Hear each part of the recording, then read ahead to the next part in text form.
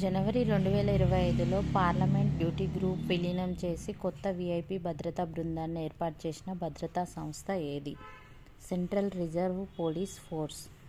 తెలంగాణ ప్రభుత్వం ఇటీవల ప్రారంభించిన వీవీఎంపీ యొక్క పూర్తి రూపం స్వచ్ఛంద వాహన బృంద ఆధునీకరణ విధానం. షెడ్యూల్ కులాలు ఉపవర్గీకరణను పరిశీలించడానికి తెలంగాణ ప్రభుత్వం నియమించిన ఏకవ్యక్తి బృందానికి నాయకత్వాన్ని వహించేది ఎవరు? న్యాయమూర్తి షమీం అఖ్తర్. తెలంగాణ ఇటీవల కనుగొనబడిన 9వ శతాబ్దానికి చెందిన కన్నడ శాసనం ఎక్కడ ఉంది? జనగామ.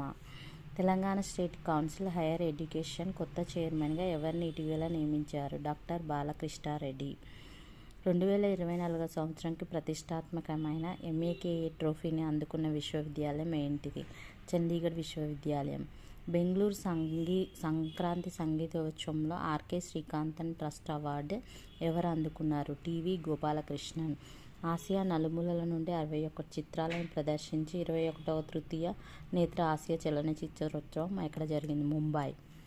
భారత్ సింగపూర్ ద్వైపాక్షిక సంబంధాలను బలోపేతం చేసినందుకు ఇటీవల సింగపూర్ గౌరవ పురస్కారంతో ఎవరు సత్కారం పొందారు? తరుణ్ దాస్.